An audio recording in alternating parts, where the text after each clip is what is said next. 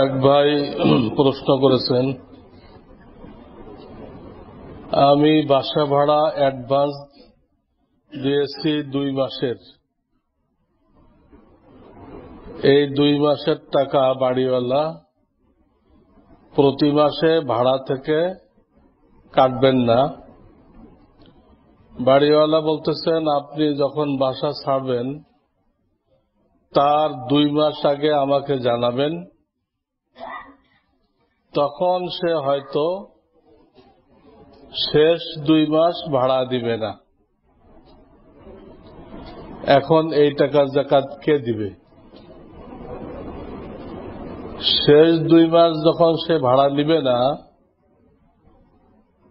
তাহলে তো এই অ্যাডভান্সটা শেষের 2 মাসের ভাড়ার বদলে তাকে দেওয়া হয়েছে। শেষের 2 মাসের ভাড়ার বদলে দেওয়া হয়েছে। কাজেই এই টাকার মালিক হয়ে গেছে বাড়িওয়ালা। যাকাত বাড়িওয়ালার উপর আসবে। ওই 2 মাসের টাকার যাকাত ভাড়াটিয়ার উপরে আসবে না।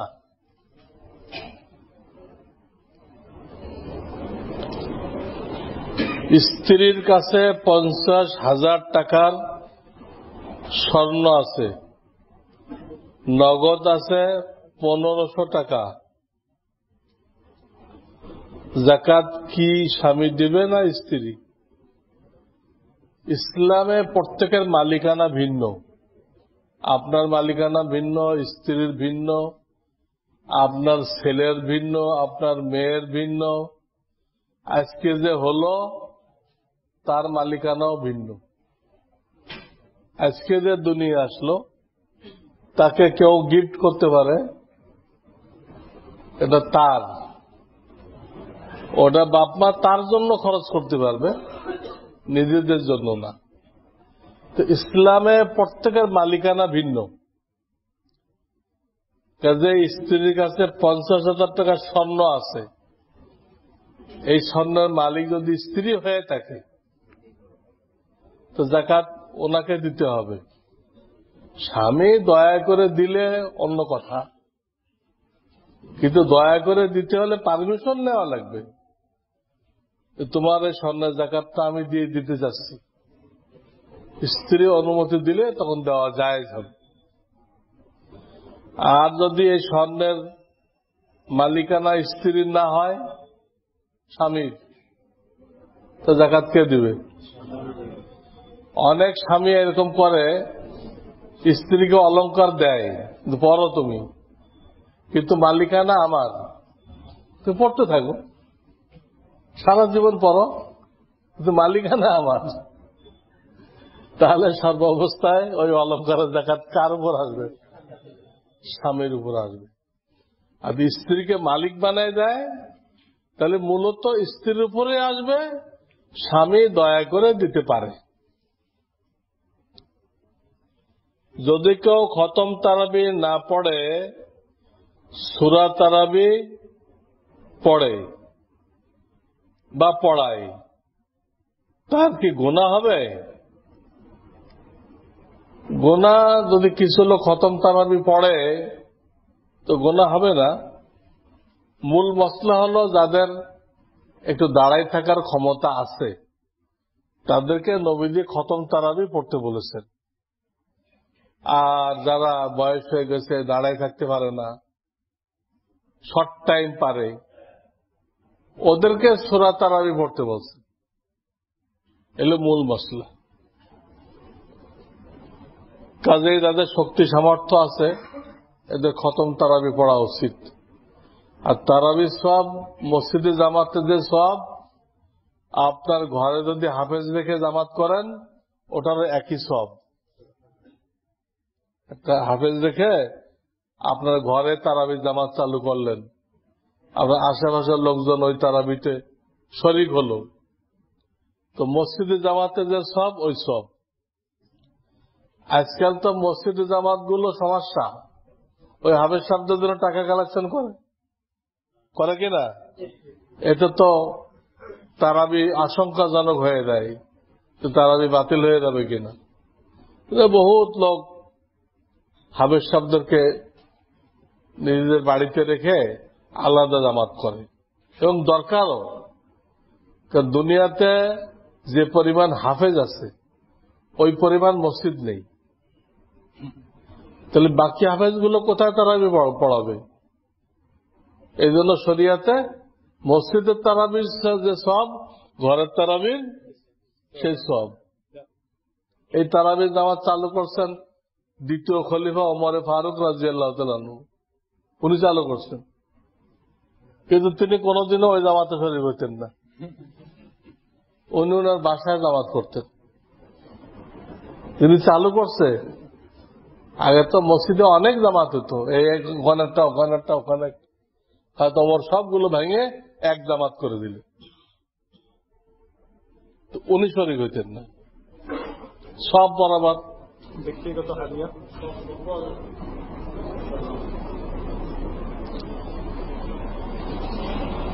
কি লিখছে? একই ব্যাংক কর্তার প্রদত্ত ব্যাংকের অবসর উত্তর সুবিধাসমূহ ব্যাংকের ইঞ্জিনিয়ার, সিকিউরিটি গার্ড এদের জন্য জায়েজ হবে কিনা? জায়েজ, অন্যদের জন্য হারাম। কেন তা বুঝিয়ে বললে উপকৃত হব। কেন তো আপনাদের দরকার নেই। অনেক মাসলা সূক্ষ্ম থাকে, যা বুঝতে গেলে 10-15 জামাত পড়ে আসতে হয়। আপনি যদি এখন মাস্টার্স ক্লাসে একটা প্রশ্ন করেন, আপনি পড়ছেন 5 পর্যন্ত, প্রশ্ন করছেন যে মাস্টার্সে পড়ানো হয়, আর আপনার বিদ্যার দৌড় কোন পর্যন্ত? 5 পর্যন্ত। তা আপনাকে বোঝানো যাবে? ব্যাংকে সব টাকা সুদ না। ব্যাংকে সুদ দেয়, কিন্তু জনগণ যে টাকাটা জমা রাখছে এটা কি সুদ নাকি? মূল টাকাটা তো ব্যাংকের টাকার মধ্যে হালালও আছে, হারামও আছে। এখন যারা সরাসরি সুদ লেখার সাথে জড়িত, তাদের চাকরিটা হালাল না। আর যারা সুদ লেখার সাথে জড়িত না, ব্যাংকের ড্রাইভার, ব্যাংকের কম্পিউটার ম্যান, ব্যাংকের ইলেকট্রিশিয়ান, ব্যাংকের ইমাম, ব্যাংকের পিয়ন, এরা কেউ সুদ লেখে না। তাদের শরিয়ত ব্যাখ্যা করে যে এদের বেতনটা হালাল অংশ থেকে আসতেছে। শরিয়ত ব্যাখ্যা করবে, আপনার কিছু বলার নেই। আল্লাহ যদি কিছু লোকের বাঁচাই দেয়, তাহলে সব লোকরা আসামি বানাইবেন? আল্লাহ কিছু লোকের বাঁচাইতে চাইতেছে, কারণ যারা সুদ লেখার সাথে জড়িত না, তাদের চাকরি হালাল। এটা বুঝিয়ে বলতে বলা হয়েছে। আমি চেষ্টা করলাম আমার শক্তি অনুযায়ী, কতদূর বুঝতে আপনারা জানেন। হ্যাঁ,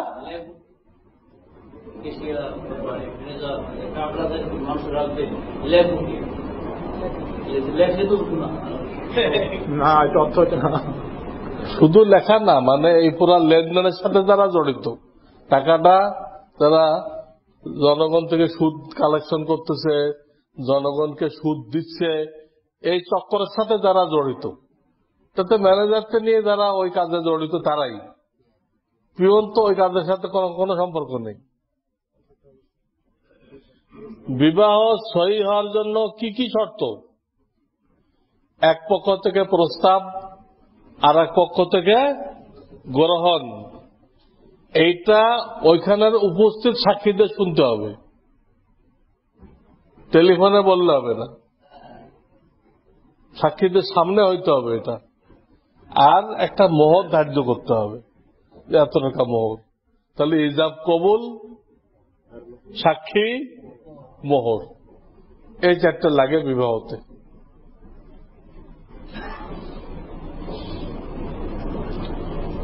আমরা কার জবাই খাবো?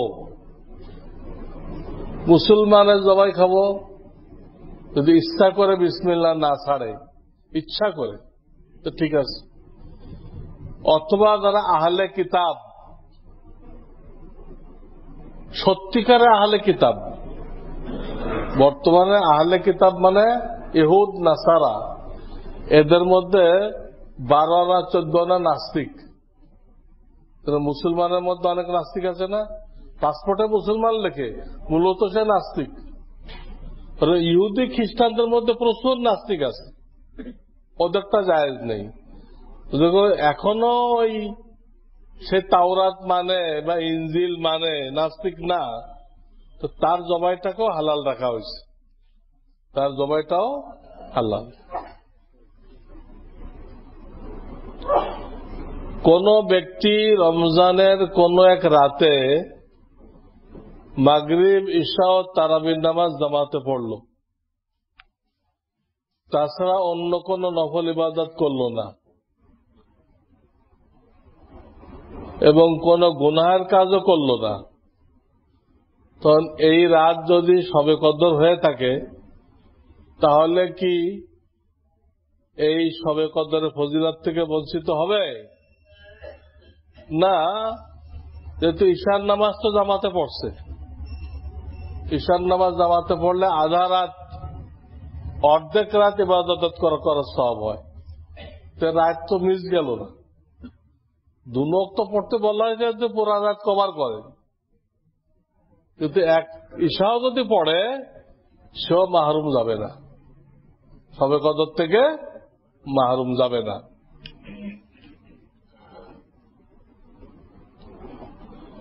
হক্কানি আলেমগণের সোহবতে যে পুরুষরা দিন পালনের স্পৃহা পায়, তবে মহিলাদের এই সুযোগ নেই, এক্ষেত্রে তাদের দিনে উন্নতি ঘটানোর পদ্ধতি কি? ঘরে তালিম করতে হবে, ঘরে তালিম করতে হবে, ফজিলতের কিতাব। তারা যখন নবীদের হাদিস শুনবে বা হক্কানি ওলামাদের কিতাব থেকে শুনবে, তো তাদের ভিতরে ইবাদতের স্পৃহা সৃষ্টি হয়ে যাবে। পুরুষরা সরাসরি নেয়, তারা তালিমের মাধ্যমে নেয়, এই হলো নিয়ম।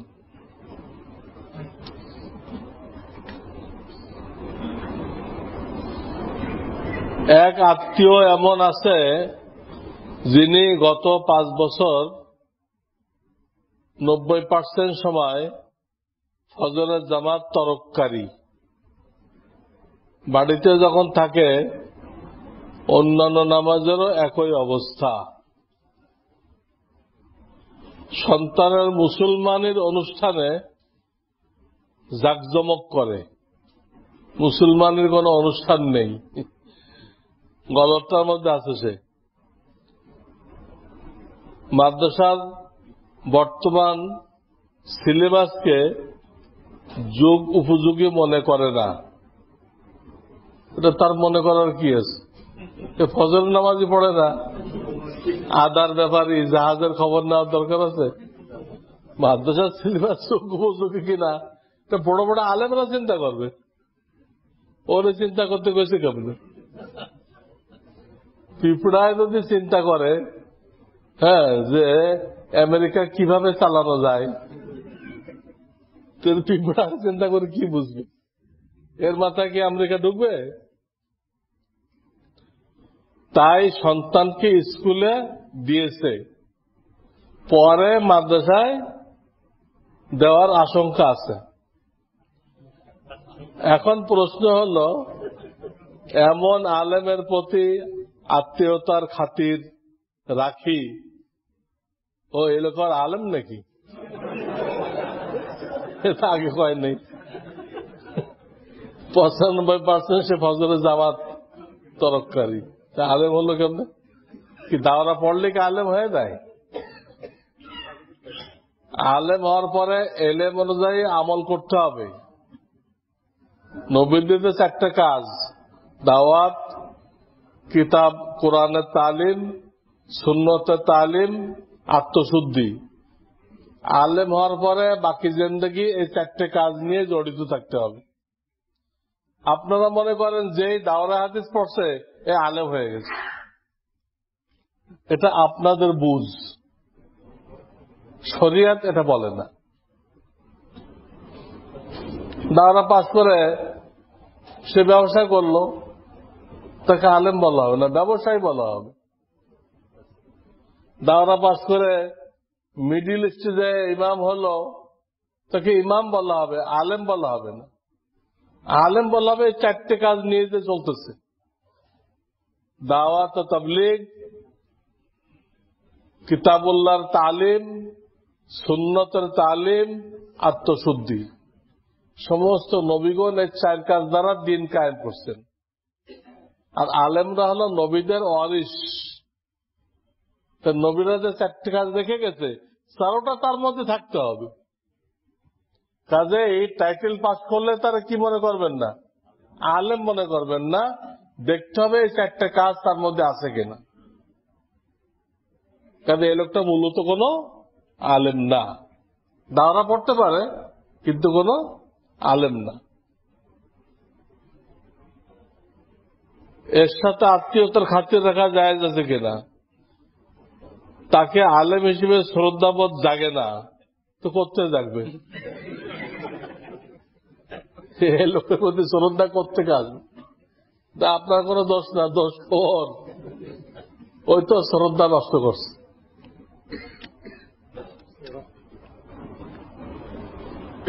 আমি একজন বুজুর্গের কাছে বায়াত হয়েছিলাম এবং আল্লাহর ফজলে অনেক ফায়দাও হয়েছে, কিন্তু এখন আমার বাসা তার খানকা থেকে অনেক দূরে হয়ে গেছে, যার কারণে মাসিক ইজতেমা এবং তাকে আমার হালাত জানানো সম্ভব হচ্ছে না।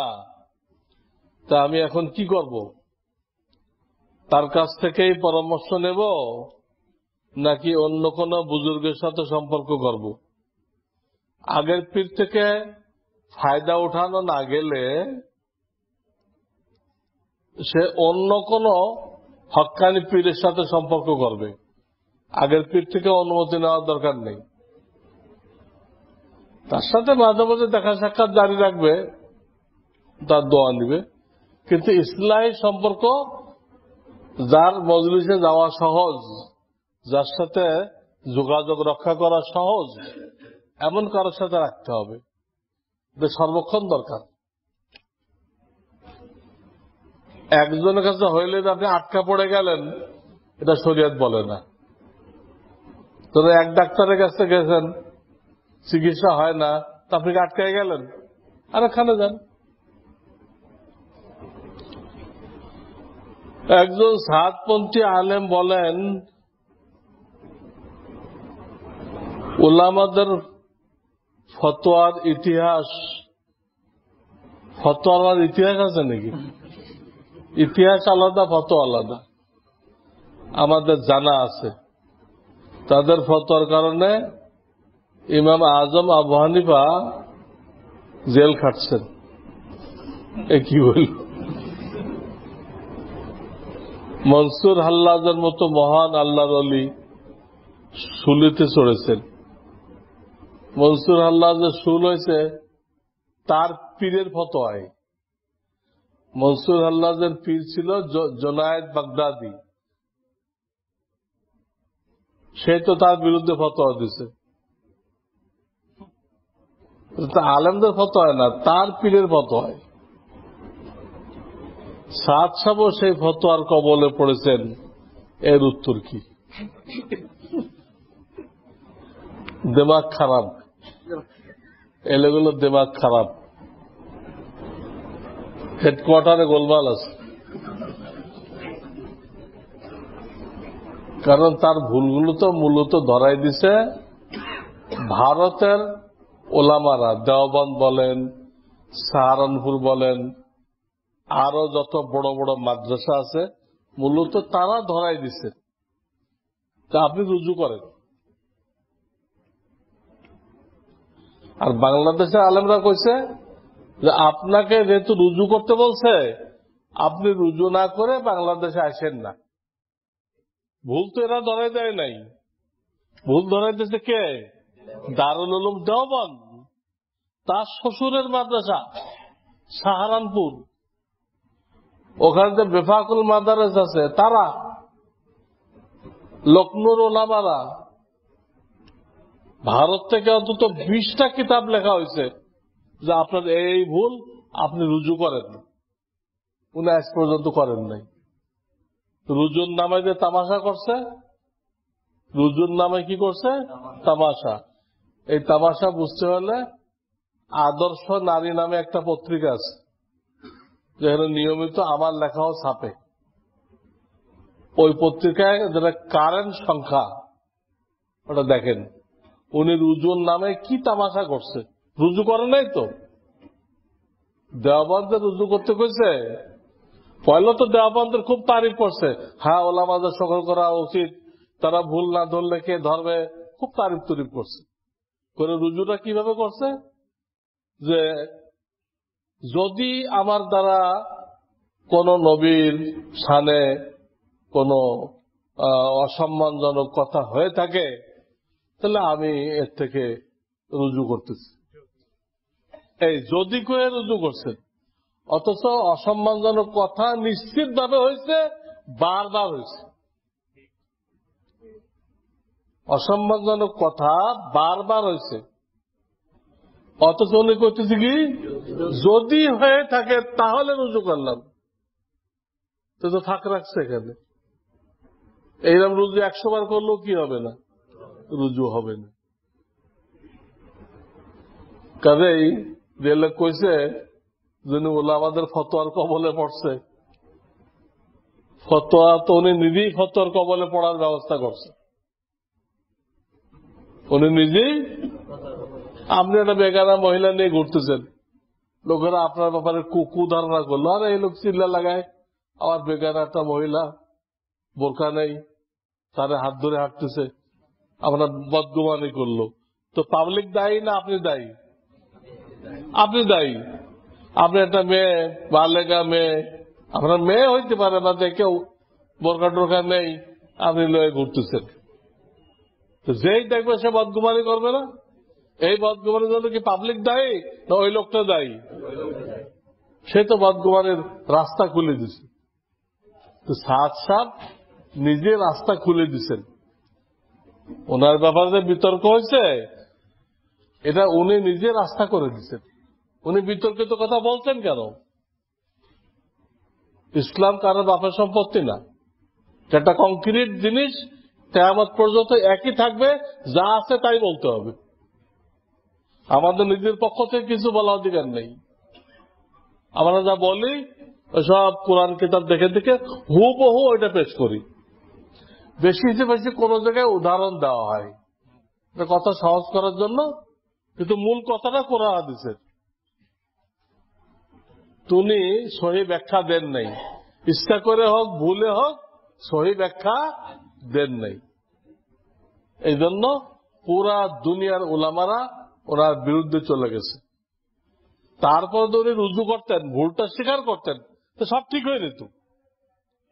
কিন্তু উনি ভুল স্বীকার করতে রাজি নেই। ভুল ধরা পড়ে 2 বছর হয়ে গেল, ওনার ভুল স্বীকার করার তৌফিক হয়নি।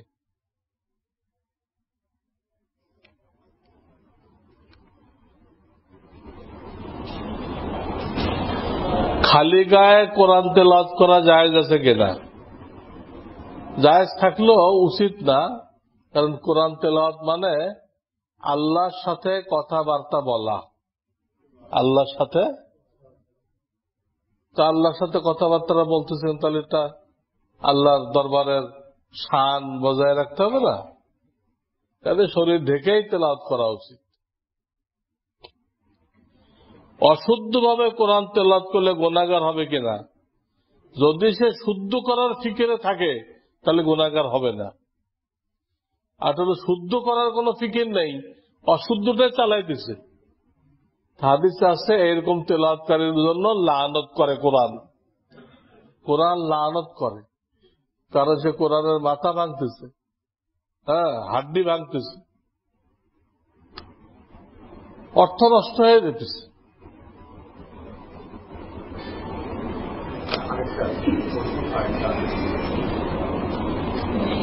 ওটা হয়ে গেছে মনে হয়। প্রশিক্ষণকালীন কোরআন পড়া শিখতে গিয়ে কিছু শুদ্ধ কিছু অশুদ্ধ কোরআন পড়লে নাকি হবে কিনা, এটা জব আগেরটা হয়ে গেছে। যে শুদ্ধ করার ফিকির আছে সে অশুদ্ধ পড়লেও সওয়াব হবে, গুনাহ হবে না, কারণ সে শুদ্ধ করার চেষ্টা করতেছে। ওই জবের মধ্যে কিন্তু এটা হয়ে গেছে। ব্যক্তিগত কোম্পানিতে হিন্দু কর্মচারী রাখলে মুসলমান ভাইদের হক নষ্ট হয় কিনা? যদি মুসলমান কর্মী পাওয়া যায় তো তাকে রাখাই তো বেশি হকদার। মুসলমানের ইনকামের উৎস করে দেওয়া, এটা তো আপনি শুধু কাজ নিলেন তা না, তো মুসলমানকে সেবাও করলেন, খেদমতও করলেন। হ্যাঁ, যোগ্যতা তো থাকতে হবে। যোগ্যতা আছে, কাজ বোঝে, যদি মুসলমান পাওয়া যায় তো মুসলমানকে প্রাধান্য দিতে হবে। সেখানে হিন্দুকে প্রাধান্য দেওয়া মানে আপনার দিলের মধ্যে হিন্দু প্রেম আছে, আপনি দাদাদেরকে মুসলমানদের থেকে ভালো মনে করেন, যে দাদা মশাইদের ফজিলত মুসলমানদের থেকে বেশি, এরকম মনে করেন। অনেক মুসলমানের এই হালাত, হিন্দুদের খুব মূল্যায়ন করে, ওরা খুব ভালো মানুষ, এদের তো ইমান নষ্ট হয়ে যায়। আরে কোনো মুসলমানের গোনা থাকতে পারে, কিন্তু তার ইমান তো অন্য জিনিস। ইমান এমন এক জিনিস, এটা রসিলায় মুসলমান জান্নাতে যাবেই কোন এক সময়। কিন্তু হিন্দু যত ভালো মানুষ হোক, কোনো লাভ নেই, কোনো লাভ। এই ভালো মানুষের, আমাদের দেশের নাস্তিকরা তো খুব ভালো মানুষ, কোন দুর্নীতি করে না, তো ভালো হয়ে গেল। তুই দুর্নীতি করো না, তুমি ইমান জানো না, এটা তো বড় দুর্নীতি।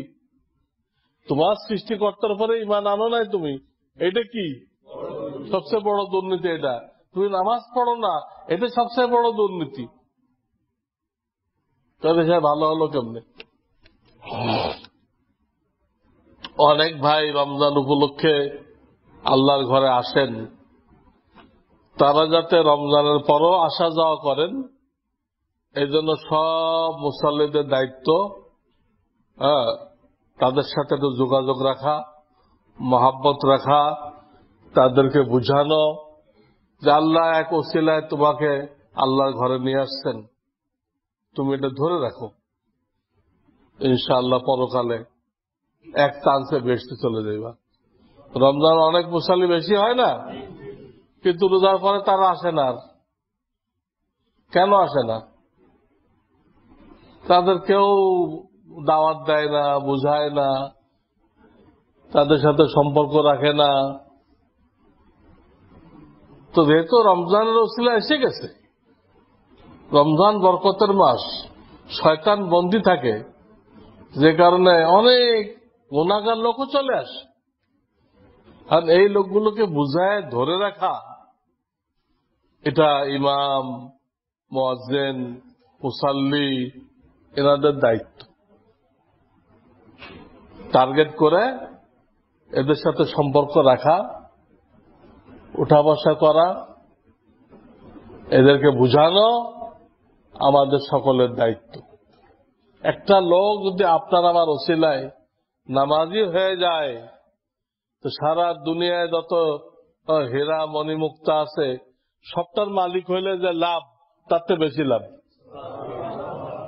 আপনার আমার দ্বারা একটা লোক যদি নামাজি হয়, মসজিদমুখী হয়, সারা দুনিয়া পাইলে যা হয়তো তার থেকে বড় নেয়ামত পেয়ে গেলেন। এই ধরনের ভাইদেরকে খুঁজে খুঁজে এদের সাথে সম্পর্ক করা, বন্ধুত্ব করা, এদেরকে আদর আপ্যায়ন করা, এদেরকে ইফতারির দাওয়াত দেওয়া, এটাকে বলে দ্বীনি দুস্তি। এই দ্বীনি দুস্তি যারা করে, আল্লাহ তাআলা হাশরের ময়দানে তাদেরকে আরশের নিচে ছায়া দিবেন। আপনি ওই লোকটাকে মহব্বত করতেছেন, আপনার কোনো স্বার্থ নেই, শুধু ওই লোকটা যদি তার নামাজি হয়ে যায়, মসজিদ মুখ হয়ে যায়, এটার জন্য করতেছেন। এই মহব্বতটা খালেস আল্লাহর জন্য। এর বিনিময়ে কি হবে? হাশরের ময়দানে যেদিন কোনো ছায়া থাকবে না, সেদিন আল্লাহ আপনাকে আমাকে আরশের নিচে ছায়া দিবেন। তাহলে ওদের সাথে দিনই দুস্তি করেন, মহব্বত সৃষ্টি করেন, করে ওদেরকে মসজিদে রাখতে চেষ্টা করেন, যাতে রমজানের পরও তাদের আসা যাওয়া কি থাকে, জারি থাকে। প্রত্যেকে যদি একজনের দায়িত্ব নেয়, এত লোক তো রাখে না, যত লোক আপনারা নিয়মিত আসেন ওই পরিমাণ কি রমজানে বাড়ে? ওতে কম বাড়ে। কিন্তু প্রত্যেকে একজন দায়িত্ব নিলে দেখা যাবে যে সবার পিছনে মেহনত হইতেছে, কেউ বাদ নেই। আল্লাহ আমাদেরকে তৌফিক দান করুন। সুবহানাল্লাহ।